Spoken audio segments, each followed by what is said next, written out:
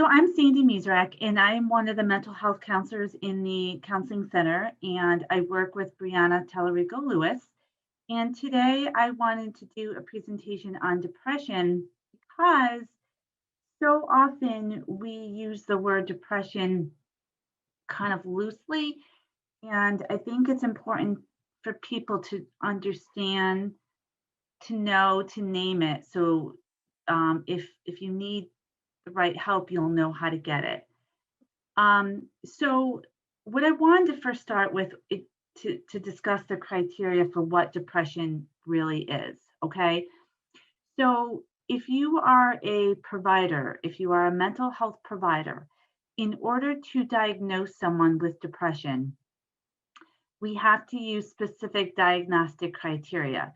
And there's a book called the Diagnostic and Statistical Manual of Mental Disorders, or the DSM. And it's a pretty thick book. And most medical and mental health providers, psychiatric providers use that book in order to diagnose someone. And if you're seeking assistance from a medical provider and you want your insurance to cover it, you have to have a diagnosis to back it up. So the criteria for depression, according to the DSM, is as follows. You have to have 5 out of the 9 symptoms listed for at least a 2-week period. So it has to be a depressed mood most of the day. And a depressed mood could be sadness, it could be emptiness, it could be hopelessness, it could be numbness, okay? It could be apathy, just the sense of just not caring at all. Number 2, decreased interest in most or all activities. So this would be if you were engaged in things that you normally love to do, whether it's sports or even video games or yoga, exercising, and suddenly you just lost all desire to do it. 3 would be a significant weight loss or weight gain when not intentionally trying to gain or lose weight. So if someone's like, "Wow, you look like you lost weight," and you're like, "Yeah, I'm not on a diet. Like I have no desire to eat." 4 is insomnia or hypersomnia. So essentially, when we're looking to diagnose someone with depression, what we're really looking at is has there been a change in your sleep patterns? A significant change in your sleep patterns. 5 would be psychomotor agitation or severe slowing down of your body parts. Like you just feel very sluggish, you feel weighted down, you feel like it takes more energy just to get up and do things. Number 6 would be fatigue. It's not, people that are suffering from depression don't necessarily feel always tired, like the kind of tired you get when you are not sleeping well. This is more just fatigue. This could be I slept for 15 hours and I still feel just tired. I feel emotionally drained. 7 would be feelings of worthlessness or excessive guilt, and there's no explanation for it. 8 would be diminished ability to think or concentrate, and 9 would be recurrent thoughts of death. Now, again, in order to diagnose depression, you have to experience at least 5 out of the 9 criteria, and it can't be because of, say, you recently experienced a severe loss, or say you were sick. These would have to be 5 out of the 9 criteria when you're not followed up by being ill, or it's not because of like a death in the family or a breakup. These are just 5 out of the 9, and it has to be a 2-week period most of the days. So if you felt 5 out of the 9 criteria on a Monday, but Tuesday, Wednesday, and Thursday you felt normal, and then maybe Saturday you felt kind of like this, but then Sunday, Monday, you felt better, that really wouldn't be a depressive episode. It would have to be 2-week period where you felt these things most days, most of the 2-week period in most days. Okay. Does anyone have any questions about that? So that's depression. Okay. So you can experience a depressive episode, which could last a couple weeks and then go away. You can have periods where you experience a depressive episode that could last for a couple months and then it goes away. And then sometimes it doesn't go away, and that's when we really need to seek medical attention. In addition to the criteria I just listed, in addition to that, when we're looking at depression, major depression as a disorder, what we're looking at is not just having those symptoms, but also if those symptoms cause distress or impairment in social, occupational, or other important areas of functioning that's not attributable to medical grief or even substance abuse. So 5 out of the 9, it causes significant impairment in your social life, your occupational life. It could be your school life. It could be your spiritual life. Okay. Okay. So who can diagnose depression? So a psychologist can, a psychiatrist, a psychiatric nurse practitioner, your primary care doctor. A lot of times people will start with their primary care doctor because most everyone has a primary care doctor or a pediatrician. Now, there are some primary care doctors that do not feel comfortable diagnosing depression, or they just don't have a lot of education on it. So if you broach this with your primary care doctor, or you have a sense that maybe your primary care doctor wouldn't be understanding, then it would be helpful to reach out to like a psychiatrist or psychiatric nurse practitioner. There are some primary care doctors that minimize depression, will say, oh, you just need to like get better sleep, or what do you have to be so depressed about? Fortunately, the majority of primary care doctors not only are understanding, but are very equipped to diagnose and treat. But that's got to be a decision on your part. I just don't want anyone to ever feel discouraged if their primary care doctor is not as supportive. And if that is the case, you can ask them for a referral. And why this is good, because a lot of psychiatrists or clinics actually will require you to have a referral from a primary care doctor. Not all of them, but some do. Now, a psychiatrist and a primary care doctor and a nurse practitioner can diagnose and treat, meaning if they felt like you needed an antidepressant, they can prescribe that. A psychologist, a licensed mental health counselor, which is what I am, a licensed marriage and family counselor, which is what Brianna is, and a social worker, we can diagnose, but we cannot prescribe. So if you met with one of us and through our work together, it appeared that you had a diagnosis of major depression, we would explore all treatment areas, which we'll talk about in a few minutes. But if it was felt by your counselor, and if you felt like, yeah, I think it's time to look at medication, we would have to refer you to those medical providers listed because we cannot prescribe medicine. So sometimes people ask, like, what's the difference between being sad and being depressed? So being sad is an emotion. Being sad is like being happy or being confused or being afraid, where depression is sort of a state of being. You know, like when people say, oh, I was in a state of shock, I'm in a state of depression. And the other thing is with depression, you don't always feel sad. Sometimes you don't feel anything.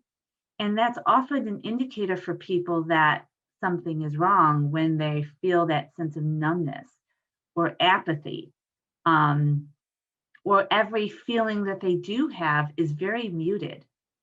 So you can feel sad when you are in a state of depression, but they're not the same. Okay. So these are some general statistics. I don't, get a lot into statistics because there's just so much out there, and I'm not really a numbers person. But I wanted to post these because I thought they were pretty interesting when you look at the prevalence of depression. Now, I've been in college mental health for over 20 years now. And when I first started, depression was the number one mental health disorder that counselors were seeing from students. And then about, I don't know, maybe about 15 years ago, it changed and anxiety took over as the number one spot and depression was number two. Now we're seeing a change because of COVID that actually more and more students are complaining of feeling depressed more so than anxiety and some both. So depression has been either number one or number two in terms of mental health disorders among college students. So it's pretty severe and it's quite common. Um, One of the things that I thought was interesting was the slide over here that said 67% of people age 18 to 24 with depression do not seek treatment. And I thought, gosh, that's kind of a high number. Any ideas as to why that's so high? Like why people may not want to seek treatment, even though they probably do have the diagnosis of depression? If anyone has some thoughts and would like to unmute, that would be great.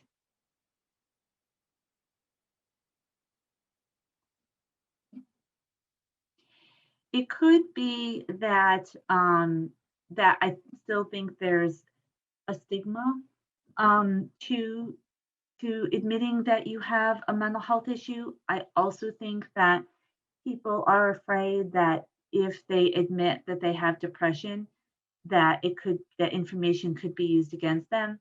And I think people still have a fear that just because they have depression, they automatically have to go on medication. And that's not the case. Medication is a very common form of treatment for depression, but it's certainly not the only one. And I think the last reason for this is that as common as depression is, and even though we see it on social media, we see it on commercials, we see it even in movies, I still think there's a lot of myths, and I think that people truly don't understand what depression looks like. And I don't think they understand that in order to be diagnosed, you have to experience this for at least a 2-week period. So let's kind of look at some of the causes of major depression, okay? So first is biology. And biology is really about what's happening in the body. You know, in the last decade, as brain scans have become much more sophisticated, you know, researchers, scientists are now able to see into people's brains and see that there are differences in the matter in what's happening in the brain with people that have depression versus people that don't.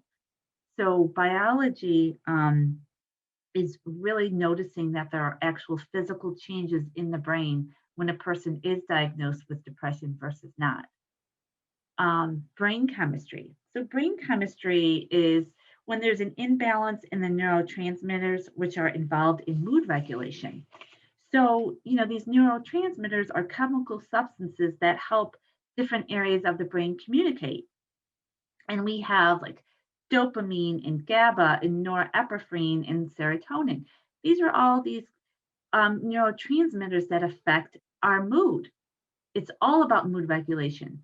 So serotonin is obviously the most common one, and I think most everyone knows what serotonin is, and we mention it.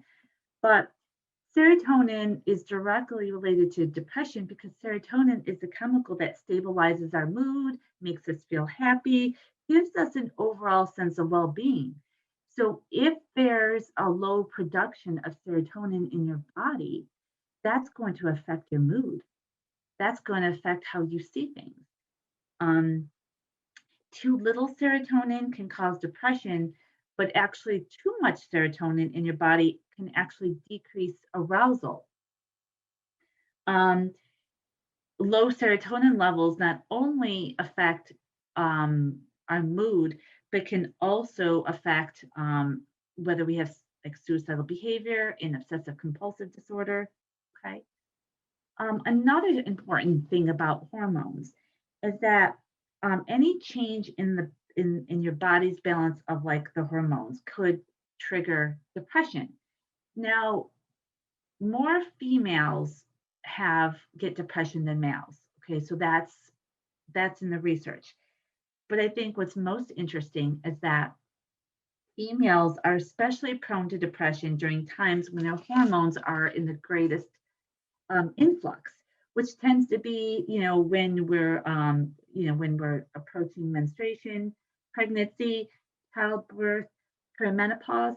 And why this is important is, you know, if you have a family history of depression, right? So the fourth cause is inherited trait.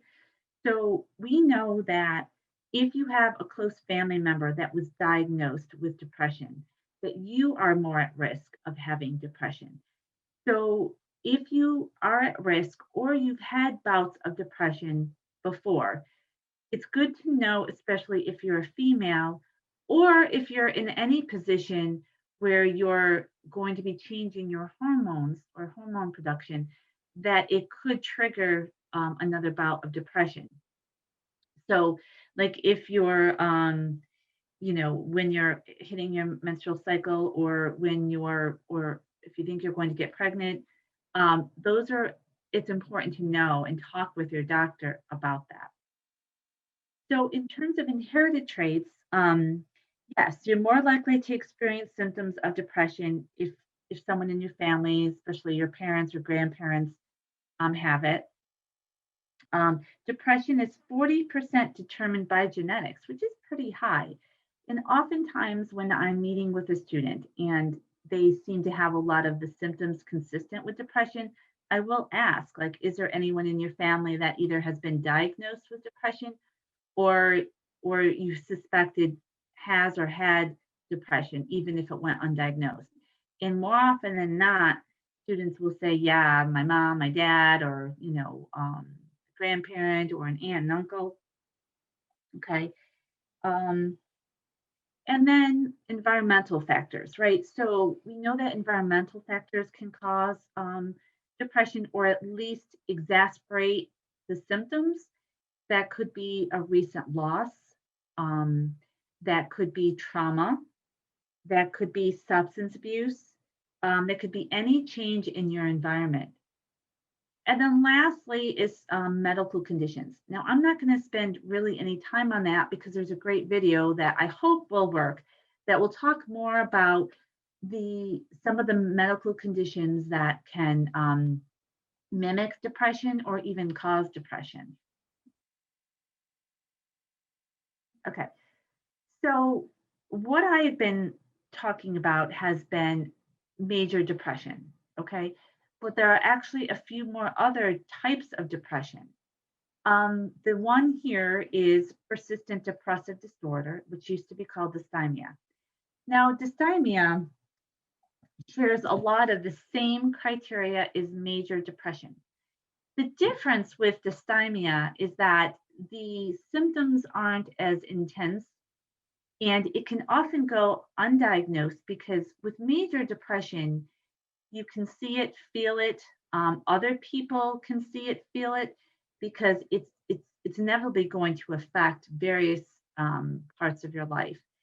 With dysthymia, because it's what they call a low-grade depression, that oftentimes people will report being able to function in occupational, social, interpersonal lives, and it's not as noticeable. Like they notice it, the person experiencing it, but to the outside person, they can't see it as much. And not only is it a low grade depression, but you have to, in order to be diagnosed with dysthymia, you experience it, it's like a depressed mood most of the day for at least 2 years. So in order to be diagnosed with depression or dysthymia depression, you're talking about poor appetite, insomnia, fatigue, much of what I just read to you, but the symptoms aren't necessarily as intense. So how I like to describe it is that when you have major depression, if it's a beautiful sunny day and you have major depression, when you look outside through the window, all you see is dark rain clouds. It's dark gray, and that's all you see. When you have dysthymia, it's more like looking out and those hazy days where you can kind of feel the sun, but you can't see it? That's what it's like to have dysthymia. Everyone around you tells you that, oh my God, it's beautiful. That sun is piercing hot. And you're like, I can kind of feel it, sort of, but not really. The other two types are premenstrual dysphoric disorder, and that is when I talked about hormones. That's what happens as a result of changes in your hormonal system. Okay, and then of course unspecified depressive disorder with seasonal pattern. That's a very long um, term for seasonal affective disorder. They changed that in the DSM, and I'm not really sure why they changed it, but it's seasonal affective disorder, which is a real thing. Especially if you've been already diagnosed with depression, you're more at risk for having seasonal affective disorder. And certainly you can just experience depression during the changes of season and not necessarily experience it any other time of the year. So, how do you know if you have seasonal affective disorder? Well, go back to the criteria that I just mentioned, and if you meet some of those criteria, and it only happens with a change of season, usually it starts to happen around October, and the symptoms become progressively worse as November and December hit. And usually, it's sort of like this curve of it starts to get worse, worse, worse. It bottoms out around November, and then around like March, it starts to get better. And if you feel like you have it, start paying attention to changes in the seasons, specifically fall and winter, when there's a change in the amount of light that we're getting.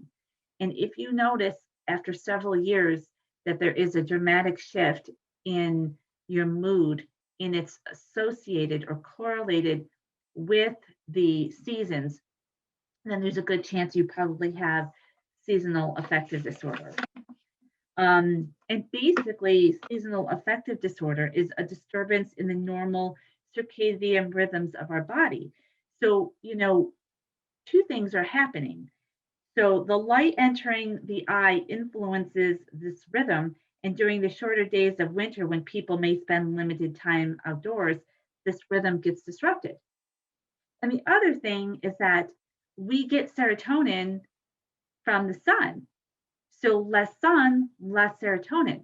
So if you are not producing enough serotonin in your body, and honestly, there's really no way of knowing that unless you seek medical attention. It's not something we know. We don't have a meter that reads for that. So if you're not getting if you're not producing much serotonin, and you're not getting a lot of outside serotonin through the sun or through foods, then you're more at risk for experiencing seasonal affective disorder. Okay. Now, if you have seasonal affective disorder, one of and we're going to talk a little bit about therapies, is called light therapy, which is great for seasonal affective disorder. So, again, any questions, just unmute or if you want to ask a question. And if I can't answer it, I'm very lucky because I have my colleague here, Brianna, that could help me answer any questions. So, I think what's really important that if you have depression, it's important to know there are a lot of different treatment methods. Medication is the most common, um, and it can be really, really helpful. But I know that there are people that are still ambivalent about getting on medicine, and that's okay. Because if you don't want to start with medicine, then you start with other things like exercise. Exercise is a great way to increase your serotonin levels, increase your dopamine levels, increase all those neurotransmitters, especially endorphins. They all make you feel good. So, start with like looking at your exercise regime. It doesn't have to be a hardcore exercise. It could just be walking, riding a bike, looking at your current diet. You know, foods that are high in omega-3s or folic acid can be great to increase those serotonin levels. There are a lot of natural ways to bring more serotonin into your body, right? So light, getting more sun, exercising, foods, a lot of like our shelled nuts, like almonds, dark chocolate. If you're a fish person, if you love salads and kale and all that, those are foods in particular that are rich with folic acid and omega-3s. That's the extent of my knowledge on food, but if you think that's something you want to pursue, you can definitely reach out to like a registered dietitian or do your own research. Meditation can be a great way of centering yourself, create some mantras in your life that help you um, create like purpose and empowerment and feeling good about things. Aromatherapy, I'm going to try to get this right, that I was told that your olfactory, the part of your brain that smells, is like literally right next door to the amygdala, which is your mood center. So, because they're so close together, that I think when you smell things, it actually will send a signal to the emotional center of your brain that, hey, everything's good. So, if there are certain smells that just kind of make you feel happy, like for me, I love the smell of freshly cut grass. Like, I love that smell. And so when spring comes, like I'll open up my windows and, once a week when my partner mows the lawn, like I love to inhale it because it makes me feel good. Lavender, I love the smell of lavender. So if you have certain smells that when you smell them, they just bring like the sense of calm and contentment or happiness, incorporate that into your self-care plan. Acupuncture. Acupuncture is very popular now. And the idea behind acupuncture is that the body holds all of our distress. It holds our anxiety, it holds our anger, it holds any negative emotion that we are experiencing it. And we have to release it. In energy psychology, with acupuncture and meditation being included in that, what they say is you got to get it out. You've got to release it. And acupuncture is a way to do that. And they'll place um, needles. Now, little disclosure, I have not done it yet. Still on my things to do, but I do want to try it. But I haven't personally done acupuncture, but for a lot of people, they experience immediate relief, whether it's because of grief or if it's because of anxiety or depression. So that's something to think about. But a lot of like acupuncture and meditation, yoga, um, Reiki, you are going to pay out of pocket for those. But if you feel like you rather start with some natural treatment methods, I would definitely start with those first. Okay. Now, the light therapy, really quickly about that, like if you do experience seasonal affective disorder, you can get light boxes, and Amazon sells them. Target, I think even like your Walmart, they sell light boxes, and those light boxes have like lighting units that mimic natural light, and you can plug that into your room. 10-15 minutes per day near your light box could help increase the light that you're not getting from the sun. And for us that live in New York, we know that, from October to really be now, you don't get much light. So, what else? Oh, well, therapy, of course. Therapy is a great way to start as well. There are different types of therapies that really work specifically for depression. And I would tell you that I wouldn't worry about the type of therapy. I think it's really about finding the therapist that you can connect with. And that therapist will know what kind of therapy to provide to help with the with your depression. So find a therapist, find someone you really like, find someone that you can talk to. Most therapists these days are proficient with depression, but you can ask to say, look, I think I might have depression, or I have depression. So I'm looking for a therapist that really understands depression and can work with me. And our job as therapists is to not promote one specific mode of treatment, but to give you an array of options in addition to the therapy. And studies show that therapy plus an outside type of treatment in many cases, sorry, it can be medications. It can also be like exercise, diet, um, light therapies work really well at reducing and sometimes even getting rid of the depression. In terms of medication specifically, what I tell students, I don't work for the pharmaceutical companies. I don't get any kickbacks, but I have seen it work really, really well. I've seen people get on medications and it worked like textbook. They felt better. And I've also seen people struggle to be on medications, struggling to find the right one, or struggling because they've attempted numerous medications and none of them seem to work. Don't give up. If medication is not working for you, then talk to your therapist, talk to your doctor about other things. If if you think it might work but you're not ready to make that commitment, then by all means work with your therapist, and your therapist will help you and guide you with other means to work through the to your depression. One last note though about medications though. If you decide, or if you and your therapist or doctor decide it's the way to go, know that it's going to take about 4 weeks, sometimes longer, sometimes a little less, before it reaches therapeutic range. So rarely do you try medication and it's going to work instantly. Oftentimes a doctor will put you on what they call a therapeutic range, which means it's the very lowest and work up to, I'm sorry, we'll start you off at the lowest range and work you up to therapeutic range. And that could take a couple weeks. So,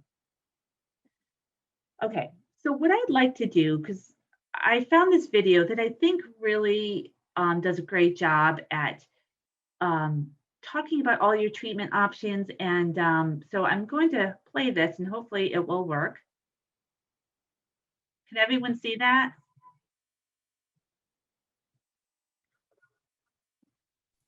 Yeah, but there's no audio. So you guys can't hear that? No.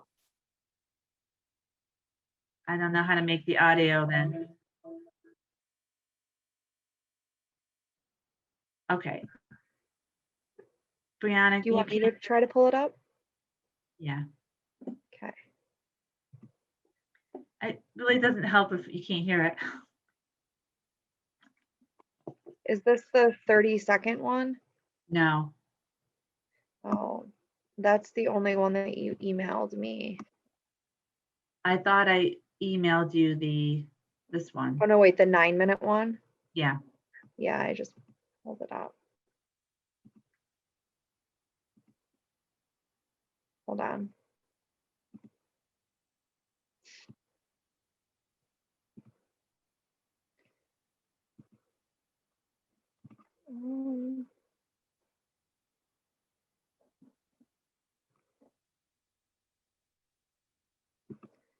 Hold on a second.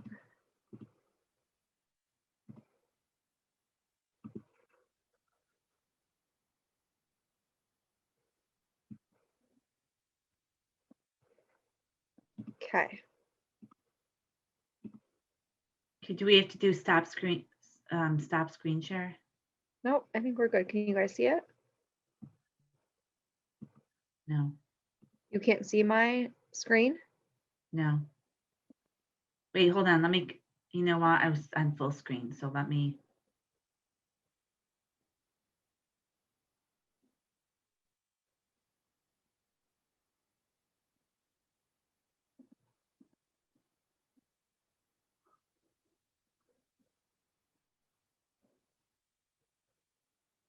I can't Matthew, get out can you of see the, my screen? can you see it? I can see it, Can, but I'm wondering I if can't see Matthew it. can. You you can't see it? No. Maybe you need to stop sharing, Sandy. Okay, that's true. Okay.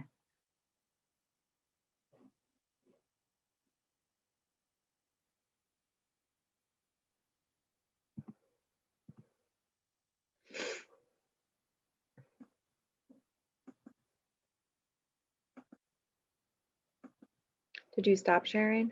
Yeah. Or maybe I did. I thought I did. Oh, I guess I didn't. Sorry.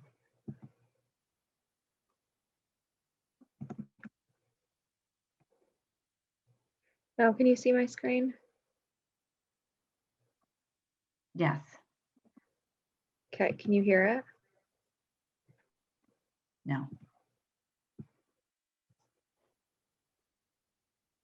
No. Can't hear it. No. No. Okay. I don't know then how to make the sound come up with when we're screen sharing. If Okay. you want, Sandy, what I'll do is I'll copy and paste this link into the chat, and Okay. Matthew, if you want to check it out after the session, right, Sandy, is that okay? Yeah, that's fine. Okay, Sure. You wanna? okay. Okay. We'll do screen I just sharing. put it in there, yep. Okay, let me just see something.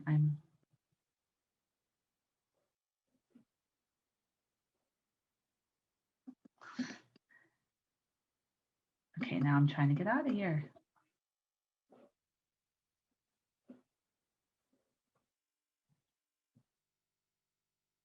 Okay. Okay. So basically with that video, Matthew, it covers a lot of the same things. Can you see me? It covers a lot of the same things that I talked about. I think the one important takeaway is that if you are experiencing symptoms of depression, it's always good to start with your primary care doctor if you can, because there can be other medical conditions that can mimic depression, and a doctor will, do some blood work and look at family history just to explore everything. And the rule of thumb is you want to rule out medical first.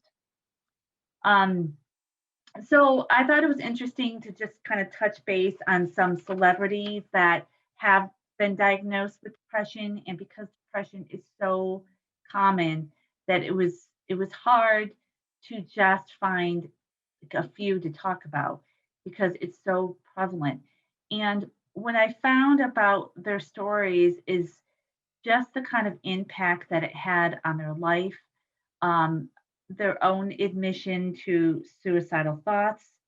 Um, Chris Evans reported that he had suffered from anxiety for many years, and he felt like his depression was a result of chronic undiagnosed anxiety.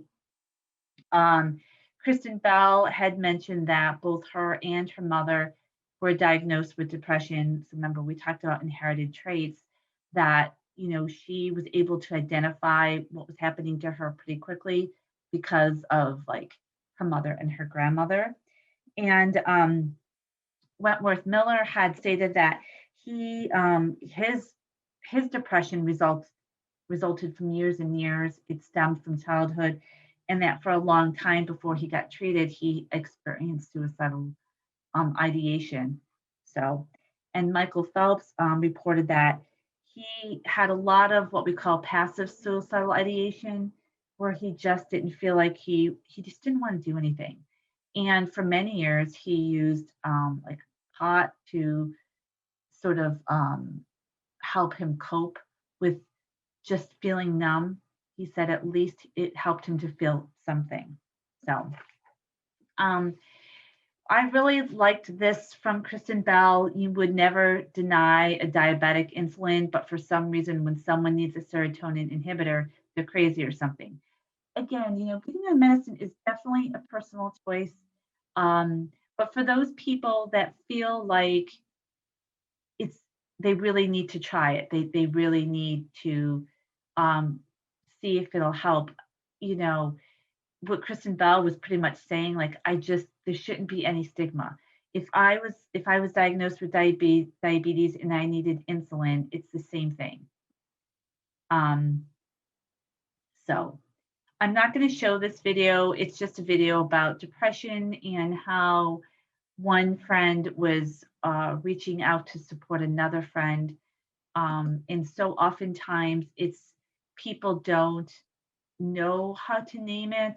They don't know how to approach the subject.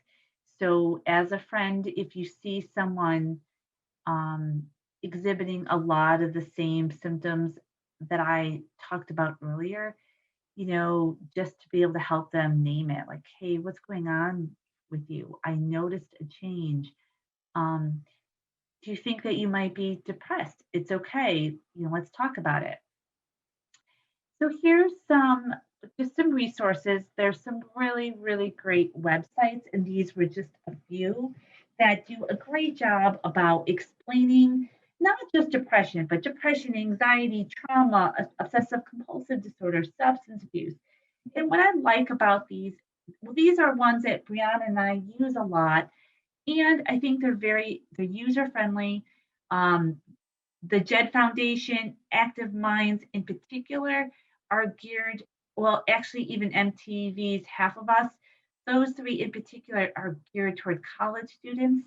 I don't like to reference websites that are very, like, more geared toward, psychologists that are looking at research papers. These are actually hands on, very easy to um, view, and I think they do a great job at not just explaining depression or anxiety, but also normalizing it and providing options. And there's also places where you can chat with other people that are also experiencing depression. You know, even though the criteria for diagnosing depression it doesn't change, how it manifests itself in each person does vary. So one person, you might see them crying all the time. Another person might become emotionally distant, even irritable. And that's so important, that if it's a person that normally is pretty easygoing and suddenly they're just irritable, they're disconnected, um, they no longer want to hang out anymore, you might want to just see if maybe what's going on with depression. So in terms of like off-campus resources, well, on campus and off campus.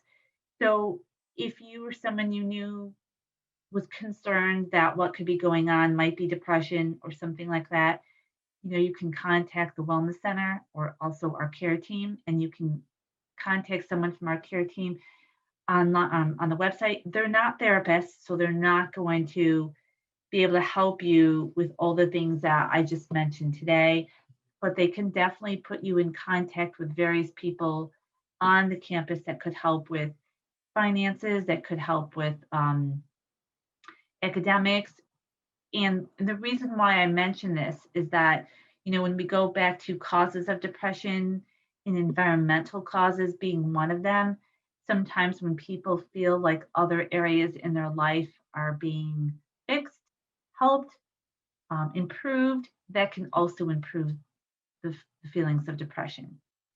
And then off-campus resources they're just some hotline numbers. And sometimes people think, oh, I only use them if I'm like suicidal. Yes, for the National Suicide Prevention, you would, but like our text line, the Trevor line, or if you look at the bottom, the Middle Earth Peer Assistance Program, that's a great resource that just came about this year, where if you felt like you just needed to talk to, say, another college student, you didn't really feel like you needed to talk to a therapist, but wanted to talk to a peer, it wasn't emergent, you just needed another person, that could be a great resource. Okay, so that's That is my program. I know it's about 8 minutes to before 1.